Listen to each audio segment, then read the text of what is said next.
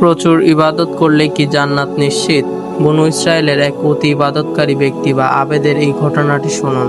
যেখানে ইবলিসও এক সময় বড় আবেদ ছিল, সেখানে আমাদের অহংকার করার জায়গা কোথায়? ঘটনাটি ছিল দুই বন্ধুর। একজন ছিল চরম আবেদ আর অন্যজন ছিল পাপী। আবেদ বন্ধুটি সবসময় পাপী বন্ধুকে নসিহত করত, গুনাহ ছেড়ে দাও। কিন্তু বিরক্ত হয়ে পাপী বন্ধু একদিন বলেই ফেলল, আল্লাহ কি তোমাকে আমার দারোগা বানিয়েছেন? আমাকে আল্লাহর হাতে ছেড়ে দাও।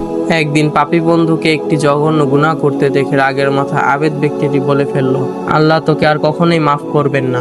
ব্যাস, এই একটি কথাই কাল হয়ে দাঁড়ালো। আল্লাহ তখনই মালাকুল মউতকে পাঠিয়ে দুজনের জান কবজ করলেন। আল্লাহর দরবারে যখন তাদের তোলা হলো, আল্লাহ বললেন, আমার রহমত নিয়ে গ্যারান্টি দেওয়ার অধিকার তোমাকে কে দিয়েছে?